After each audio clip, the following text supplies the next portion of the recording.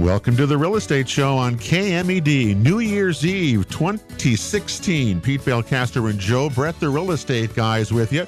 We're both real estate brokers with John L. Scott in Southern Oregon, and we get together with you once a week here on KMED to talk about, well, all sorts of real estate-related issues and topics through 7.5 years, by the way, and over 350 shows. And you'd think we'd hit every topic somehow in that time, Joe Brett, but, you know, we still come up with things that we've never talked about for our listeners to catch up with us. You're our executive producer and have nailed another good one today of really timely information. And the best thing about it is our real estate market here locally and statewide, regionally, and nationally changes so drastically. Look at the 7.5 years we've been in and the market dynamics that have come and gone. So, yeah, we'll never run out of things to talk about. Never will today. Well, by the way, you can check out any of our past shows at realestateshoworegon.com. And there's a few of them on there by now. Got hundreds of them on there, actually. Anyway, today here on the show, Jeffrey Nagel is the real estate broker with John L. Scott in Southern Oregon. Has been on our show several times, and Jeffrey's in the house today. Nice to have you here. How are you doing at the end of the year? Great. Happy New Year to you. Doing great, thanks. Pleasure to be here. So did you have a pretty good 2016? I mean, you know, the real estate business is,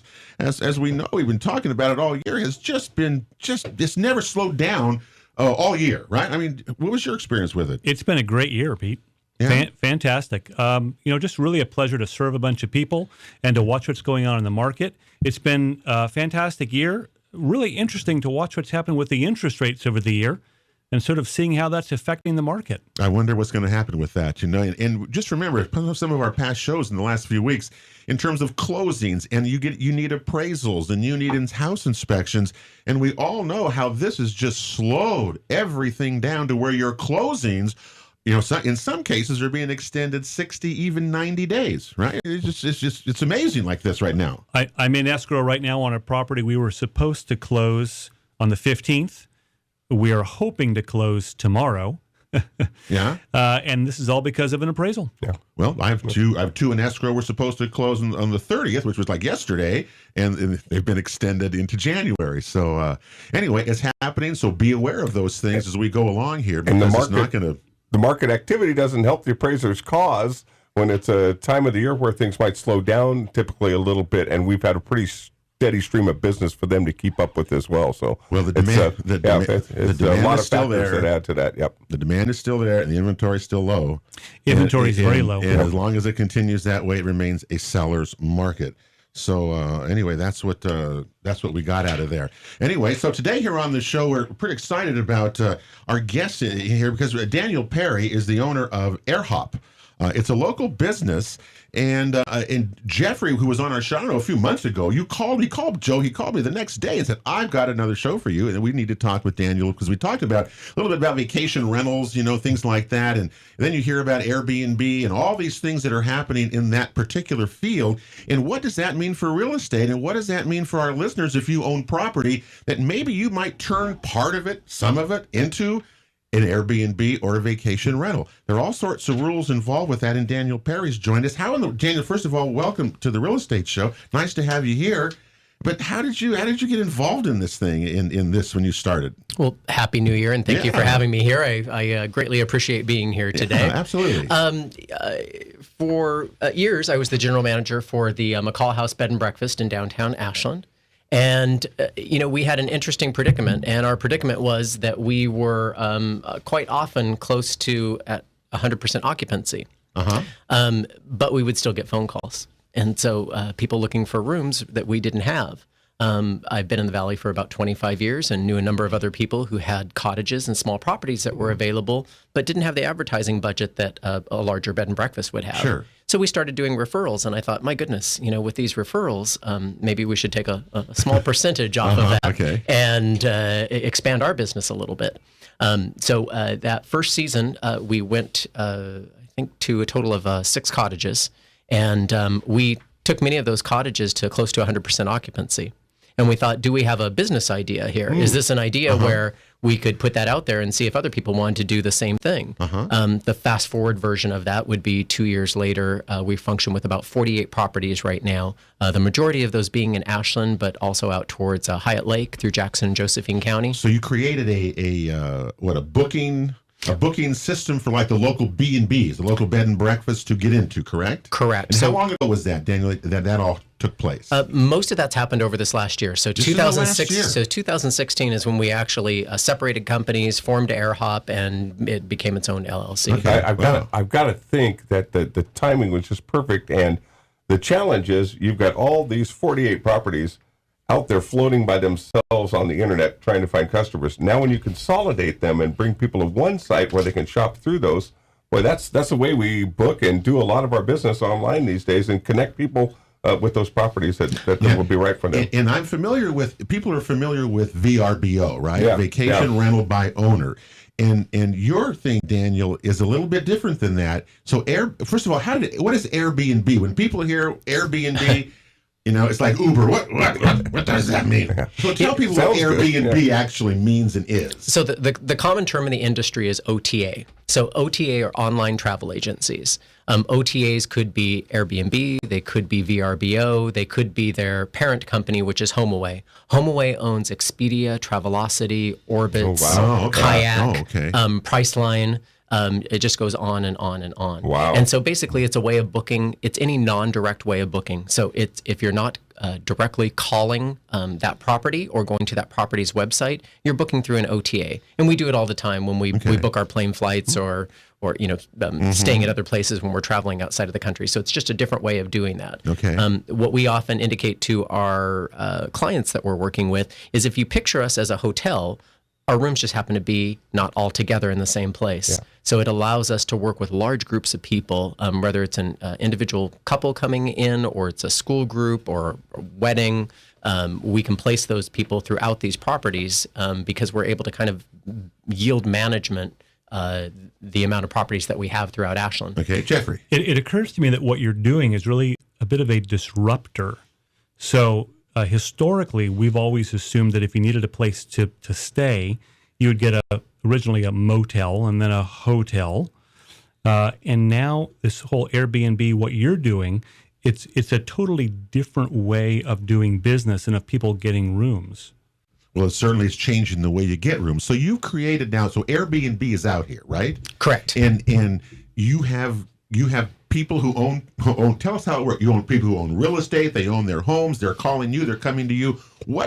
Tell me how that works and what do you look for if someone is even eligible, their property is eligible to be part of your Airbnb and AirHop? Eligible is the correct word when it comes to Ashland. Ashland, yes. And we tend to, when we say Ashland, we tend to think of anything that has an Ashland address, and that's not correct. There's downtown Ashland versus the rest of Ashland. Yeah. And Ashland extends all the way up to the cabins at Hyatt Lake. Those are an Ashland address as well, 18 miles away. Yeah. The rules in downtown Ashland are fairly specific. And if somebody approaches us and indicates that they do have a property in downtown, maybe it's right off of Main Street or Lithia, the first thing we do is check with code enforcement. We might as well check the zoning, right? Yeah, we got to check the zoning. And and so it can be a quick yes or no, and sometimes a maybe.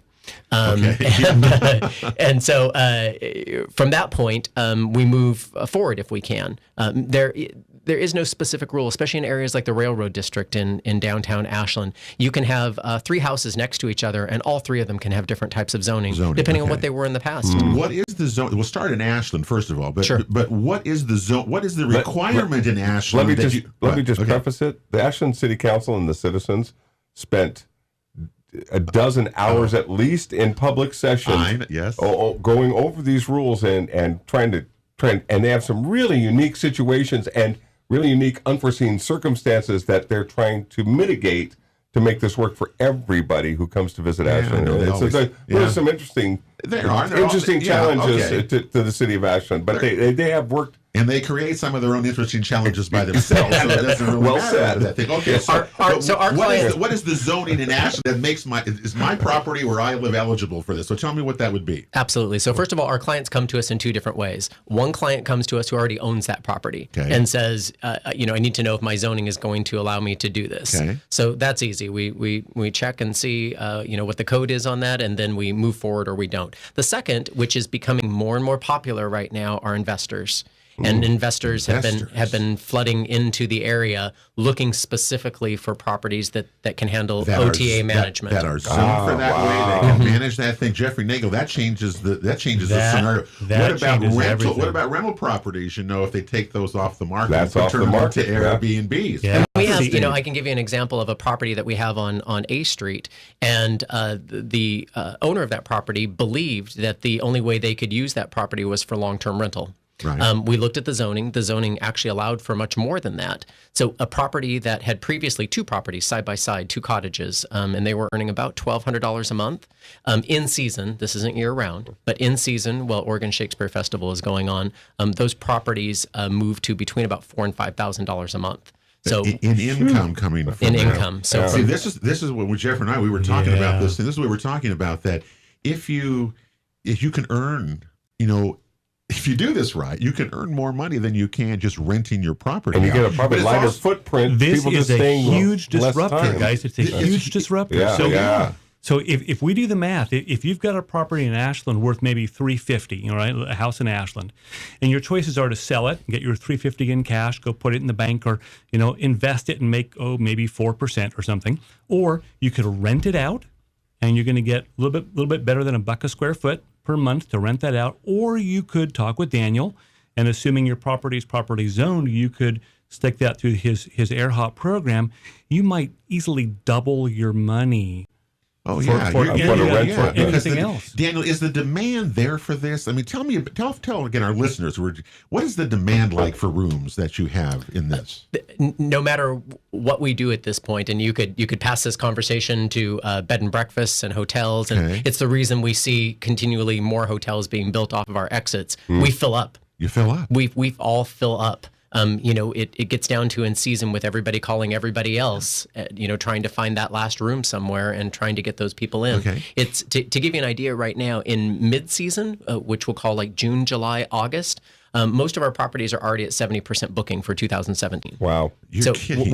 We haven't even crossed into the new year, and some of those months are close to being sold out already. That's those 30% of people that don't know their dates yet when they're going to be here. Yeah, that's you get a lot of that where people will a long ways out, and they'll book a week sometimes, and they'll shrink reservation shrink. They'll shrink a reservation once they know their dates. Hey, we're talking on the real estate show today with Daniel Perry from AirHop and Jeffrey Nagel from John L. Scott Real Estate Brokers about Airbnbs and vacation rentals. So we talked about Ashland, and you know that you can make money there if you're zoned right. That works. Let's go outside now of Ashland. Let's go outside of Ashland. Let's go to Medford and Central Point and the county and I don't know, whatever.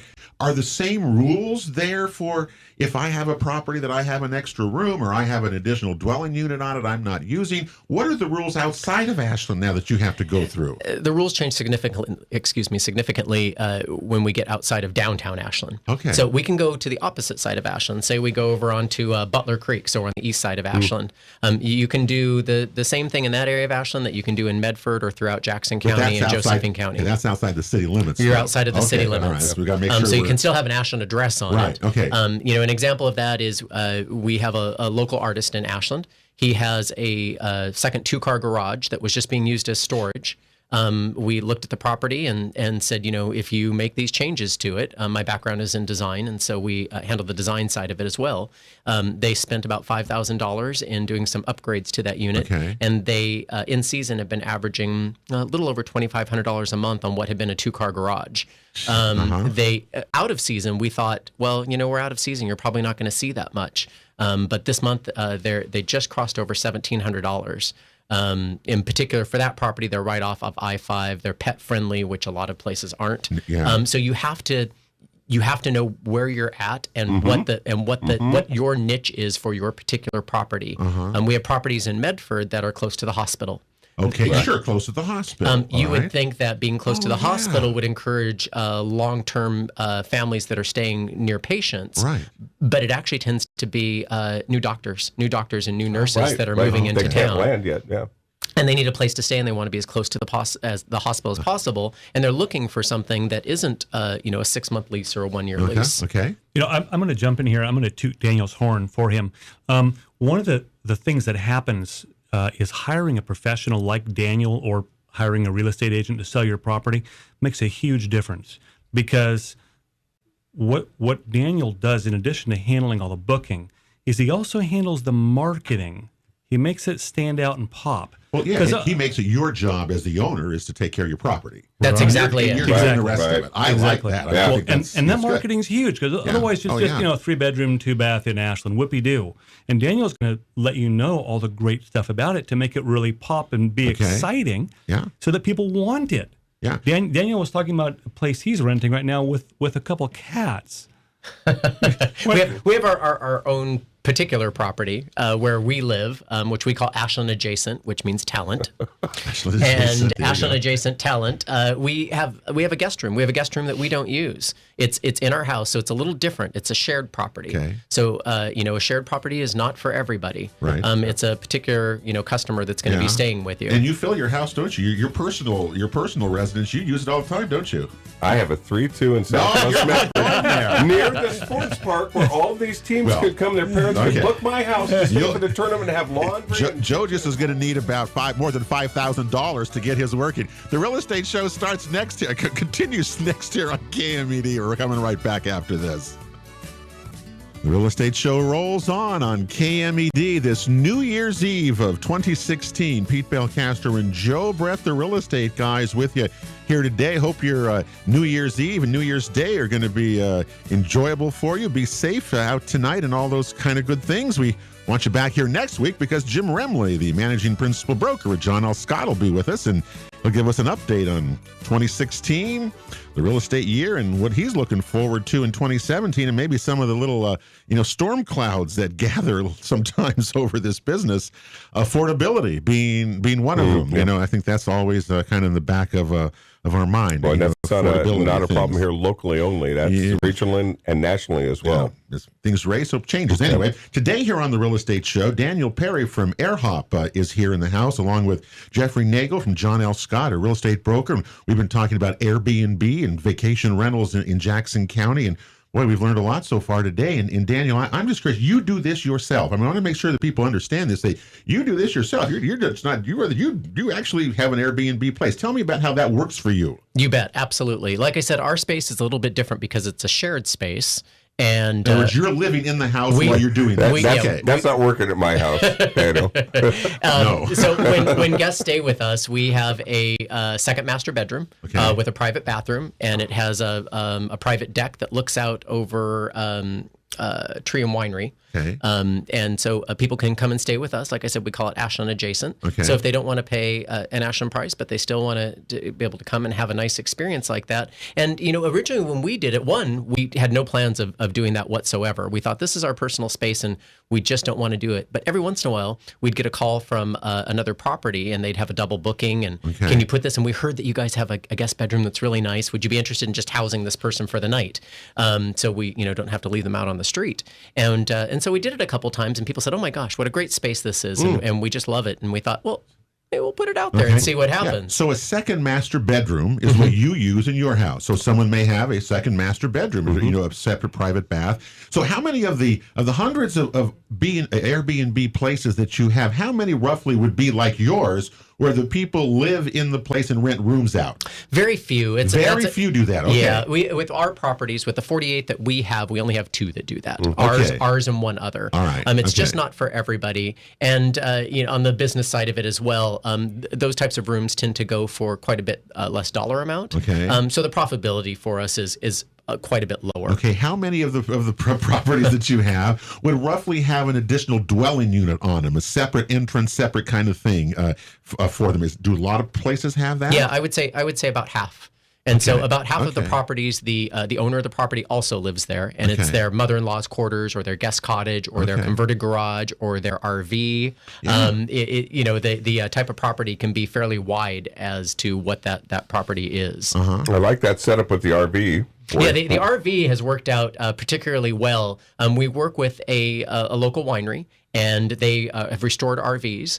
What they're doing is they are allowed to have a certain amount of those non-functioning vehicles on their property. They put a deck around them, a hot tub, and a view of the winery. And this now non-functioning RV is making $95 a night. Quite functional. Yeah. And again, they can get down to OSF in 15 minutes and catch a play. They have a great and unique setting. And again, we thought, a lot of these properties would be specific with the Oregon Shakespeare Festival, but we forget how many people come up here for wine and to go hiking and to go to Crater Lake. With the sites that we use, and we use a calendar that's called a site minder. So one calendar manages 48 different sites, and it puts us all over the world. One of our biggest growing demographics right now is through sea travel. And sea travel is what we would call Expedia, China would call sea travel. And the ever-growing Asian tourism market is gigantic here. Really? Typically, that tourist will be coming into Washington State or coming into Portland. Their guided trip will be taking them through Crater Lake, and the next stop is San Francisco and Yosemite. Well, when they come down from Crater Lake, they're not going to make it to Yosemite or San Francisco that same day. So they need a place to stop. They have no idea what the Oregon Shakespeare Festival is. They want an Oregon experience. And that's when our cabins or our places that are riverside or our places out in the wine country that may be a little kitschy, those are the places that score with that demographic. Remember, Joe, we were, when Lennox Scott was down here, he was telling us how many years ago, was it 2-3 years ago, about the Asian market, especially the Chinese market, how it's affecting real estate in Seattle and San Francisco areas, and it's going to filter down into us. Maybe the real estate part that hasn't filtered down, but the tourism part of that for Airbnbs or visitors is going to maybe in our area, you think? Well, and the tourism part can be just the beginning. It's the tip of that spear. Once they come here. Exactly. If they come in and they love it, they're going to come back and start looking around. Who else are people that are booking Airbnb or coming here? Daniel, is it just everybody? Like a mix? It's everybody. And originally when we started doing this, I started looking at Airbnb about 3 or 4 years ago. And at the time, there were only 3 or 4 properties in all of Jackson County that were on Airbnb. Really? There are almost 400 now. 400. So to give you an idea of how fast that's grown. 400 rooms roughly correct. Every night are available. Okay, question: Do the people who are doing this with you, do they pay taxes, city lodging taxes on the money that they earn from these Airbnb and vacation rentals? Yeah, the OTAs have finally gotten their act together over the last few years and made it quite a bit easier, understanding that it's really the guests that should be paying taxes. And Can you remind us again what OTA is? So that's online travel agencies. Okay. So these online travel agencies, VRBO, all the HomeAway companies, Airbnb. So the thing that they have now figured out is how to charge the state lodging tax, which for Oregon is 1.8% currently. It'll go back down to 1.5, but it's 1.8%. Okay, that's the state lodging tax. Correct. That, by the way, just got raised, remember, to help, or raises tomorrow, I think it does, to help Eugene in their track bid. Remember that? Right. But what about like a city tax? So a city Medford tax, or Ashland or some things like that. Currently, that's not collected through the OTAs. They haven't been able to figure out how to work with so many cities throughout the country. There are exceptions. Portland was high on the list, and so with our we do have properties in Portland. Okay. And so with our properties in Portland, it's automatic. We click, yes, that property is in Portland. It assigns the tax to it, and that tax goes right back to the city and is directly paid from the OTA. Are the 400 Airbnb rooms in Jackson County, are all of them paying a tax on, because if you're in the city is one thing, if you're in Medford it's one thing, if you're in Ashland it's another. If you're in the county, there's no lodging tax in the county, is there?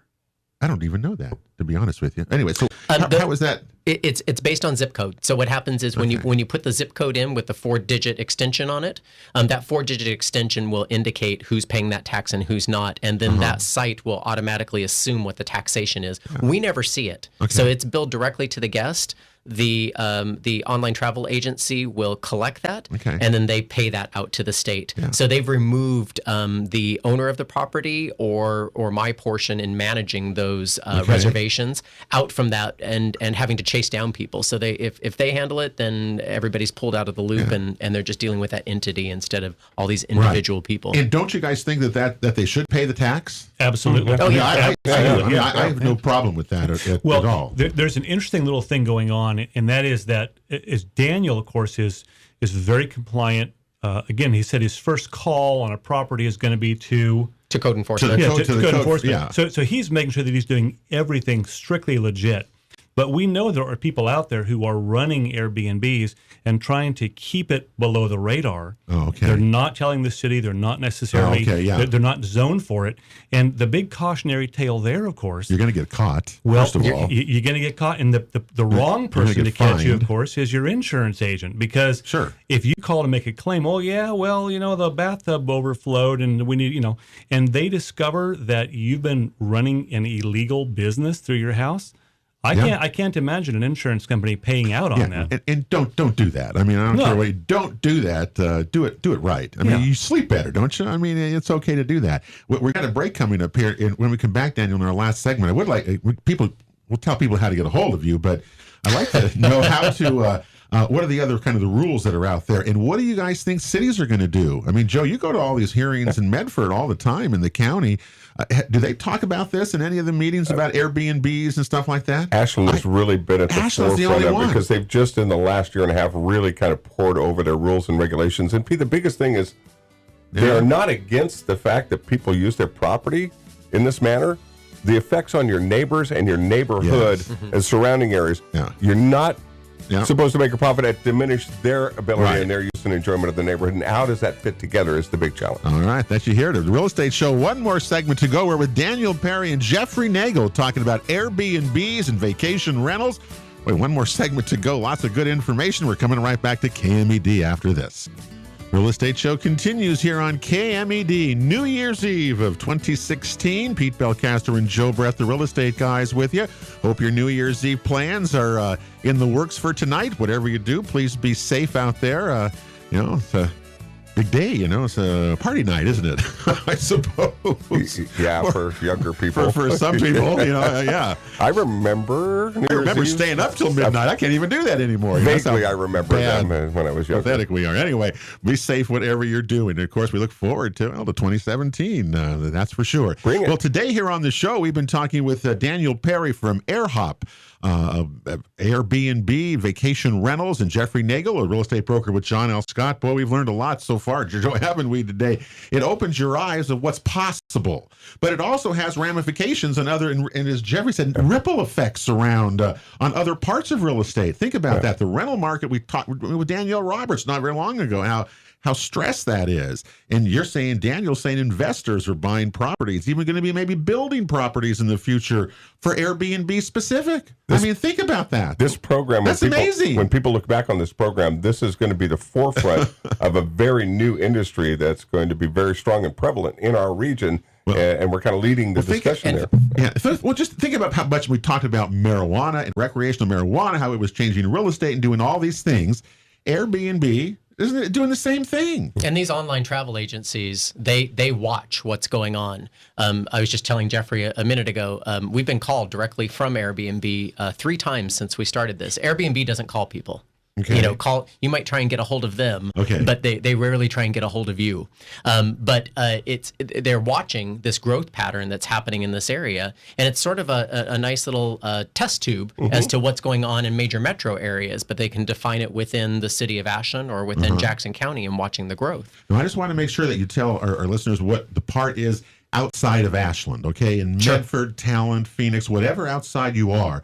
Are there rules right now in any of these places to preclude me if I had an additional dwelling unit or, as you say, another suite in my house or whatever? Is there anything there or not? Is it wide open? For the majority of it, it's wide open. Okay. There are some things with HOAs and CC&Rs that are going to preclude people from being able to do something in whatever development that they live in, possibly. But in an area like this, that tends to be few and far between. Okay. And I would suggest that if you own a property and are considering doing an Airbnb, that you immediately consult a real estate professional. That's not necessarily a realtor. That real estate professional could be Daniel, someone who handles, VRBOs, AirHop kind of stuff. But the key is this: you want to make sure that you know what you're getting into, instead of just throwing yourself up on the internet, letting folks come in. There's lots of stuff to do to make sure that you're prepared. It's like anything. If you're gonna earn money, you got to put effort out to it. I mean, it's not just going to come to you. What is the thing? Too good of a deal, or How's that Too go? good to be true. Too good to be true. Yeah. Well, too good to be true. That property is an investment, and no investor makes a foolish choice with their investment. They always make sure they know exactly what they're getting into. Yeah. Okay. So outside of here, so we're saying it's pretty wide open. People can do that. So I think people should go out and look around their house again. Joe, maybe you've got places that you might want to do this. And that's because the demand is so great. You're going to increase your income on your property. You might be able to live there longer, especially if you're older.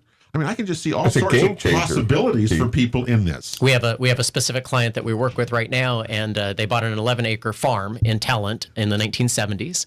They're getting up there in years, and an 11-acre property is getting more and more difficult to be able to keep up with. However, they have a guest cottage above their barn. And that guest cottage, again, was something that was previously rented out for $800 a month, and now is generating in mid-season about $2,600 a month, about $3,400 a month in season. It was a game changer for them because they can now afford a gardener. They can now afford a housekeeper. It's letting them stay at that property and not physically exerting themselves to handle an 11-acre property and still be on a piece of land they love. And it's so much. And what a blessing that is. It truly is. And it's so much better than a 45-foot cell tower in my front yard. Yeah, it is, and it's also better. Cell tower, It's also better than a reverse mortgage because this is allowing that family to keep the equity and be able to pass that on to their kids. Homeowners Association, that caught my ear when you said that.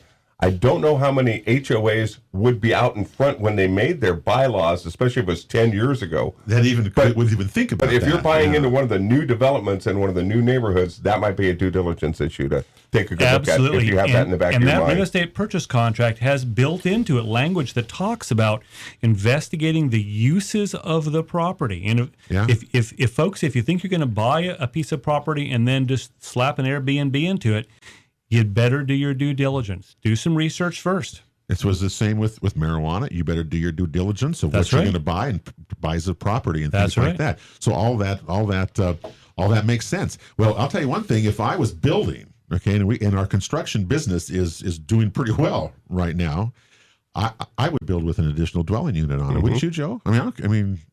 If I could, I would certainly want to do that. Even the smaller units that Daniel referred to in the break that are being built for this purpose. Yeah, so you're seeing that's happening now. Absolutely. We have a particular investor that we work with that moved down here from Portland, husband and wife chiropractors, and they bought a farm property in Ashland that was specifically for their family, and now they are actively going after other properties that will be specifically used this way. We're in the process of remodeling one of those properties right now, an old 1910 farmhouse, but in downtown Ashland, but zoned commercially. It's just the first example of investors coming in and going for properties that are specifically going to be used this way. And how fun for you! You get to do design and work. That's with right. them On the design side, we get to double dip. So we're doing the design on this particular property, and then we'll also handle the reservations for it afterwards. Some expertise to that as well. That adds to the value and the accommodation factor. Absolutely. There's so many great historic and properties in downtown Ashland. And it also increases the value.